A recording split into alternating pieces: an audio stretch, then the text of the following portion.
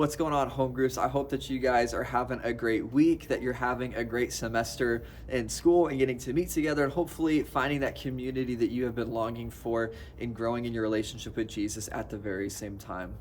We're in week 3 of our series called Artificial Identity, and we had David York teaching us about how we are created by a creator as a form of our identity and truly where our identity is supposed to be found. And really, we spent a lot of our time talking about these two different concepts that our identity can really be found in this idea of what are we consuming, what are the things that are pouring into us that we're spending our time longing after, thinking after, our time with, and things like that. And what we're trying to consume is a form of what our identity can be found in. And so that was one part. And then the second part was our identity being found in this idea of how we are producing things into the world, like our performance in sports, our performance in the classroom, kind of performance oriented. What are you able to output into the world? And that is what your identity can be wrapped up in.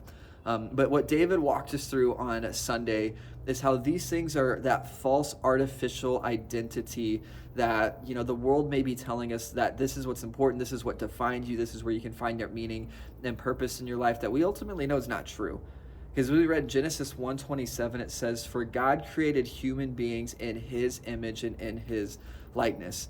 And that in and of itself, we can stop right there. And that points us to, man, what should we be finding our identity? And it's not in what we can produce. It's not what we consume, but it's found in God because we were created in him and in his image. And that is the most important thing, students, that we can teach you guys about where your identity is to be found, because you were created in the likeness and the image of God.